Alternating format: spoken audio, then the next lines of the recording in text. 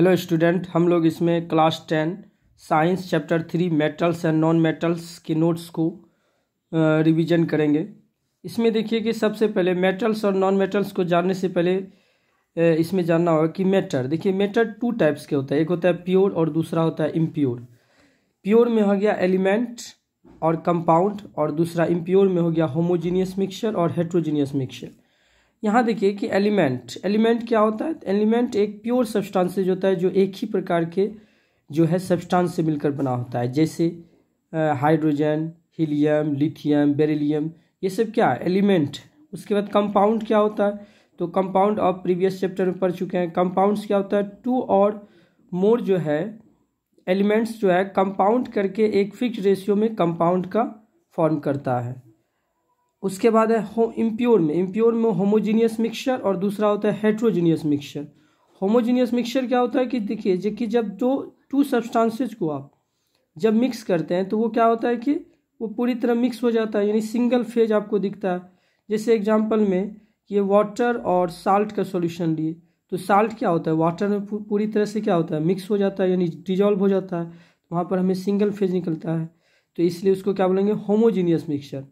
दूसरा होता है हेट्रोजीनियस, जिसमें सेकेंड मतलब इसमें टू फेजेज हमें दिखाई देगा। हेट्रोजीनियस मिक्सचर जैसे वाटर और सैंड का, ये सब हो गया। अब है यहाँ पर देखिए एलिमेंट थ्री टाइप्स के होते हैं, जैसे यहाँ पर एलिमेंट में मेटल्स, मेटलाइट्स, नॉन मेटल्स। इसमें हमें मेटल्स और नॉन मेटल इसी के बारे में पढ़ना है, तो एलिमेंट में ही। अब देखिए कि यहाँ पर about 118 elements are known today, यानी लगभग 118 एलिमेंट्स जो है जाना जाता है आज। There are more than 90 metals, और 90 मेटल्स हैं, 22 नॉन मेटल्स हैं एंड अ फ्यू मेटलाइट्स, और कुछ ही जो है जो मेटलाइट्स हैं। मेटलाइट्स मतलब जो मेटल्स और नॉन मेटल दोनों के प्रॉपर्टीज़ को जो फॉलो करता है वो मेटलाइट्स होता है। अब हम लोग एक एक करके पढ़ेंगे। मेटल्स क्या होता है, तो metals are the substances which have the tendency to donate electron। Metals वे सब्सटेंसेज होते हैं जिसमें क्या होता है कि टेंडेंसी होता है इलेक्ट्रॉन को डोनेट करने का, मतलब इलेक्ट्रॉन को देने का। They are electropositive in nature, और वे क्या होते हैं इलेक्ट्रोपॉजिटिव होते हैं, मतलब उस पर चार्ज क्या होगा पॉजिटिव होगा इन नेचर। इसका एग्जाम्पल में आ गया gold, silver, copper, aluminium, iron, zinc, etc। अब नॉन मेटल्स क्या होता है, तो non metals are the elements which form negative ions by accepting और गेनिंग इलेक्ट्रॉन। नॉन मेटल्स वे एलिमेंट्स होते हैं जो क्या करते हैं कि निगेटिव आयन्स को फॉर्म करते हैं बाय एक्सेप्टिंग और गेनिंग इलेक्ट्रॉन, जो इलेक्ट्रॉन को क्या करते हैं या तो एक्सेप्ट करेंगे या तो गेन करेंगे। नॉन मेटल्स यूजुअली हैव 4, 5, 6 और 7 इलेक्ट्रॉन्स। जो नॉन मेटल होते हैं उसमें यूजुअली जो है 4, 5, 6 और 7 इलेक्ट्रॉन होते हैं in their outermost shell, मतलब उसका जो सबसे बाहरी जो सेल होता है ऑर्बिट जो होता है ना, उसमें नॉन मेटल्स में 4, 5, 6 और 7 इलेक्ट्रॉन होते हैं। जैसे मान लीजिए कि आपको हम बोले क्लोरीन, तो क्लोरीन का कितना होता है, यदि इसका 17 होता है एटॉमिक नंबर, तो 287।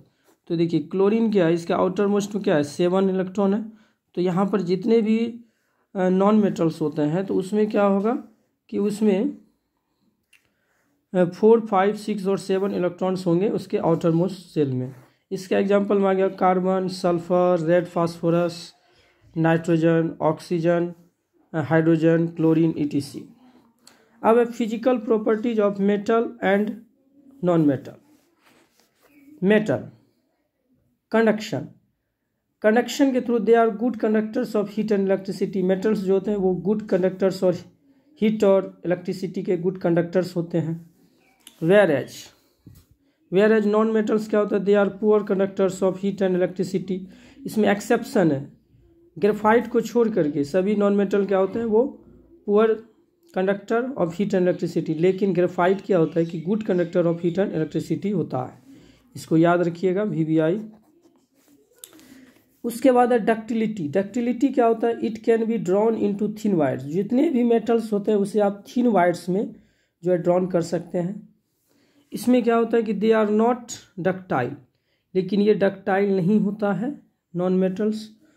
और मेलेबिलिटी, इसमें मेलेबिलिटी का भी प्रॉपर्टीज होता है। It can be beaten. Malleability मतलब होता है इट कैन बी बीटेन, इसे बीटेन किया जा सकता है, पीटा जा सकता है इनटू थिन फाइल्स, मतलब पतले पतले फाइल्स के फॉर्म में इसको जो है बीटेन किया जा सकता है। यहाँ पर दे आर नॉट मेलेबल, ये नॉन मेलेबल नहीं होता है।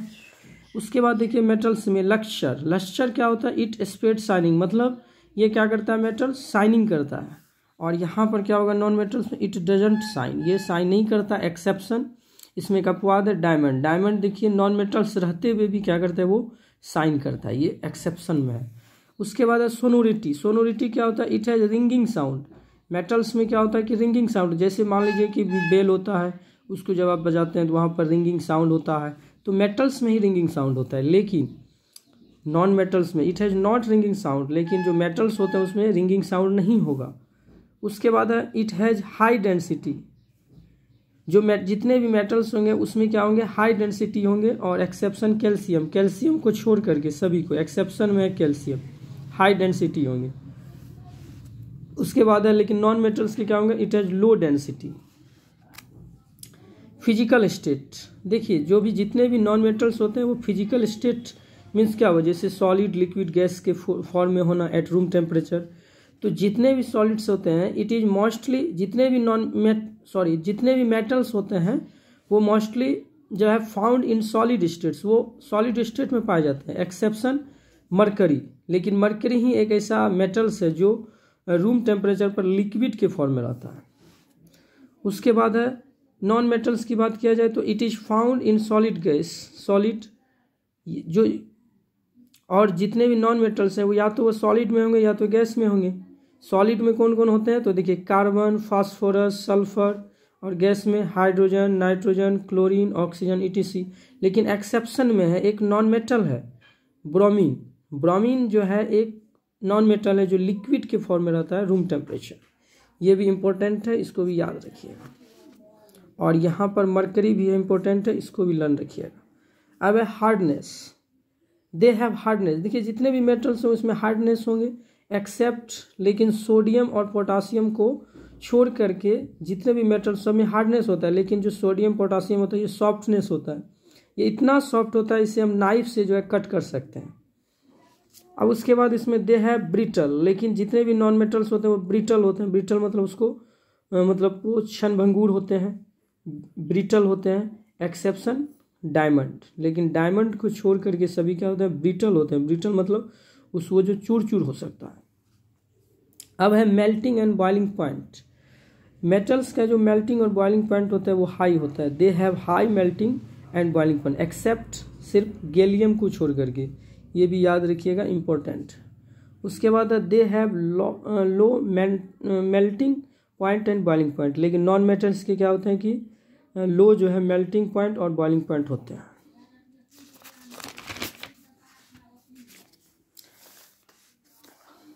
अब देखिए chemical properties of metals and non metals. Valence electron, metals जितने भी मेटल्स होंगे उसके जो वैलेंस इलेक्ट्रॉन होते हैं उसमें 1, 2 और 3 होते हैं। वैलेंस इलेक्ट्रॉन क्या होता है? जो भी मान लीजिए जो भी इलेक्ट्रॉनिक कॉन्फ़िगरेशन करने पर उसके आउटर मोस्ट सेल में जो भी इलेक्ट्रॉन होगा उसे क्या बोलेंगे? Valence electron.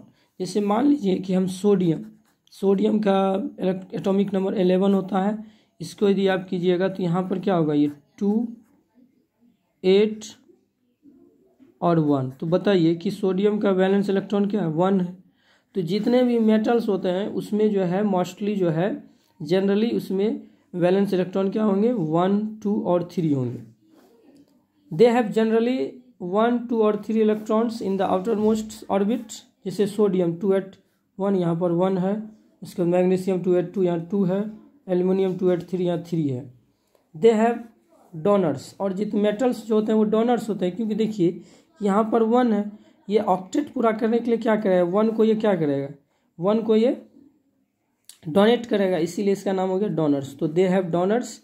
They have electropositive, मान लीजिए कि यहाँ पर 1 था तो इलेक्ट्रॉन को ये क्या किया, लॉस किया। और इलेक्ट्रॉन पर चार्ज क्या होता है, माइनस। तो माइनस को यदि वो डोनेट कर रहा है तो इसका मतलब क्या हुआ कि माइनस से चार्ज इसमें घट रहा है, तो इसलिए इस पर प्लस चार्ज हो जाएगा। इसीलिए इसको क्या बोलते हैं, दे हैव डोनर्स और दे हैव इलेक्ट्रोपॉजिटिव। एंड जैसे Na, तो सोडियम कितना इलेक्ट्रॉन को वो लॉस कर रहा है 1, तो इसलिए Na प्लस। और उसी तरह से मैग्नीशियम 2 इलेक्ट्रॉन्स को करता है, इसलिए इसमें क्या हो जाएगा, Mg2 plus. They are oxide type, ये ऑक्साइड टाइप होते हैं, जैसे Na2O, K2O, MgO। और देखिए ये जो ऑक्साइड है, जब क्या होगा, ये वाटर से जब रिएक्ट करेगा तो क्या बनाएगा, ये बनाएगा sodium hydroxide, potassium hydroxide, magnesium hydroxide. तो हाइड्रोक्साइड फॉर्म करेगा। तो आप लोग पढ़े थे कि OH कब करता है, जब बेस होता है तब, तो ये बेस हो जाएगा। तो इसका मतलब हुआ कि they are basic in nature, जितने भी मेटल्स होते हैं वो बेसिक होते हैं इन नेचर। और दे हैव कोरोजिव, और ये क्या होते हैं, कोरोजिव होते हैं। कोरोजिव का मतलब होता है कि ये ज़्यादा क्या होगा, रिएक्टिव होगा, ये जो है रिएक्टिव होगा। अब इसी इधर देखिए नॉन मेटल्स में क्या होता है कि दे हैव जनरली 4, 5, 6 और 7। इसमें क्या होते हैं कि आउटर मोस्ट सेल होता है या लास्ट ऑर्बिट में 4, 5, 6 और 7 होते हैं, इलेक्ट्रॉन होते हैं। जैसे देखिए यहाँ 285 है, तो यहाँ पर देखिए कि फॉस्फोरस है, तो इसका 285 कॉन्फ़िगरेशन होता है इलेक्ट्रॉन, यहाँ पर क्या है 5 हो गया। उसके बाद सल्फर तो 286, यहाँ पर देखिए आउटर मोस्ट में 6 हो गया। क्लोरीन 287 तो 7 हो गया। तो और तो क्या होता है कि नॉन मेटल्स जो होते हैं उसमें मोस्टली जो है उसके जो लास्ट ऑर्बिट में जो इलेक्ट्रॉन होंगे वो क्या होंगे, 4, 5, 6 और 7। They have acceptors. अब देखिए ये एक्सेप्टर्स होते हैं, क्यों, क्योंकि इलेक्ट्रॉन को क्या करता है, ये गेन करता है। जैसे मान लीजिए क्लोरीन का 287 है, तो ये 1 इलेक्ट्रॉन पूरा, मतलब ये ऑक्टेट पूरा करने के लिए क्या करेगा, 1 इलेक्ट्रॉन को ये लेगा, एक्सेप्ट करेगा, इसीलिए इसका नाम हो गया एक्सेप्टर्स। और दे हैव इलेक्ट्रोनिगेटिव। अब इस पर देखिए इलेक्ट्रोनिगेटिव होता है, क्यों, क्योंकि इलेक्ट्रॉन को लिया और इलेक्ट्रॉन पर चार्ज क्या होता है, माइनस। तो माइनस को ये गेन किया, इसका मतलब चार्ज इसमें क्या हो गया, माइनस आ गया। तो they have electronegative. Example chlorine minus, phosphorus 3 minus, sulphur 2 minus, ETC। CO2, SO2, NO2, जैसे carbon dioxide, sulphur dioxide, nitrous oxide जब वाटर से जब रिएक्ट करता है तो ये क्या बनाता है, जैसे CO2 है कार्बोनिक एसिड बनाएगा, SO2 सल्फ्यूरिक एसिड बनाएगा, NO2 जब वाटर से रिएक्ट करेगा तो नाइट्रिक एसिड बनाएगा। तो एसिड फॉर्म किया, इसलिए एसिडिक होता है। तो इसका मतलब हुआ कि जितने भी नॉन मेटल्स होंगे वो एसिडिक होंगे in nature. They have no corrosive, और ये ज़्यादा रिएक्टिव नहीं होते हैं, इसलिए दे have no corrosive.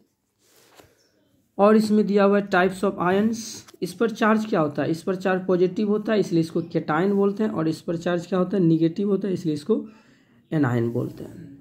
They are good reducing agent, ये अच्छा रिड्यूसिंग एजेंट है। और they are good oxidizing agent. देखिए रिड्यूसिंग एजेंट का मतलब क्या होता है, ये इलेक्ट्रॉन को क्या करता है, इलेक्ट्रॉन को डोनेट करता है। तो इलेक्ट्रॉन का जो डोनेट करता है तो उसको क्या बोलते हैं, रिडक्शन पढ़े थे ना, जो इलेक्ट्रॉन का रिमूवल ऑफ इलेक्ट्रॉन और addition of removal of electron, तो वो क्या कहलाता है, रिडक्शन।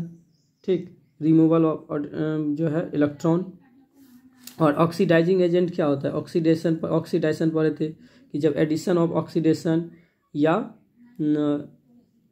या यहाँ पर आप बोल सकते हैं रिमूवल, या तो रिमूवल ऑफ हाइड्रोजन और इलेक्ट्रॉन, और उसके बाद यहाँ पर था, और यहाँ पर क्या होगा, लॉस ऑफ एडिशन।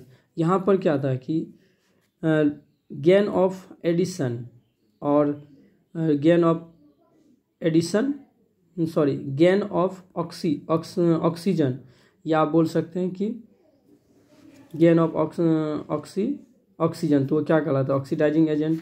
तो यहाँ पर देखिए जितने भी मेटल्स होते हैं they are good reducing agent, वो गुड रिड्यूसिंग एजेंट होते हैं, और they are good oxidizing agent. और जो नॉन मेटल्स होते हैं they are good oxidizing agent.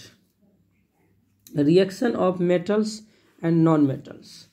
देखिए displacement reaction, a more reactive metal displaces a less reactive metal. मतलब एक जो है ज़्यादा रिएक्टिव मेटल क्या करता है कि वो डिस्प्लेस करता है लेस रिएक्टिव मेटल को, फॉर्म इट्स साल्ट सॉल्यूशन, अपने साल्ट सॉल्यूशन से। जैसे कि मेटल ए है plus salt solution of B है, उसके बाद साल्ट सॉल्यूशन ऑफ ए है प्लस मेटल बी है। तो यहाँ पर देखिए जैसे जिंक हो गया प्लस FeSO4, यानी जिंक जब फेरिक सल्फेट से जब रिएक्ट करेगा तो यहाँ पर क्या बनेगा, देखिए Fe को ये डिस्प्लेस कर देगा, यहाँ पर ZnSO4 प्लस Fe आ जाएगा।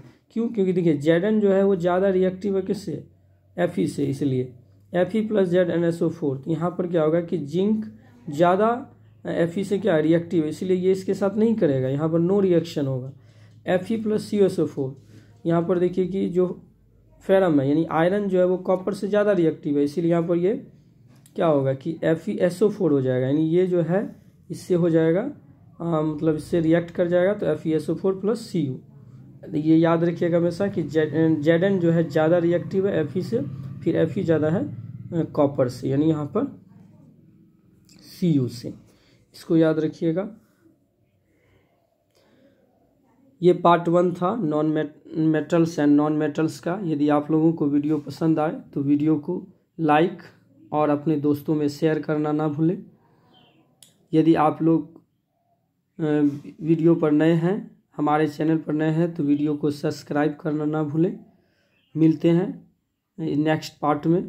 Thank you very much.